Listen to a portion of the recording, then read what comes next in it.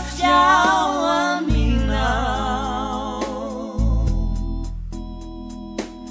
handosirany Satana fa ivohy danadana, henikasy feo miasoavanao.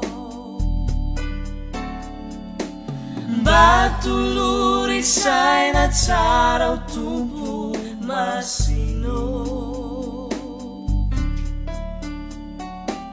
mba isainako ny lala mankany aminao, saina afaka halala fa tsy ny lala mikodana, no anatrarana lay paradisa soa. Hakekeso hoe intiny tanako fikiry, fa manonja ny etirano be,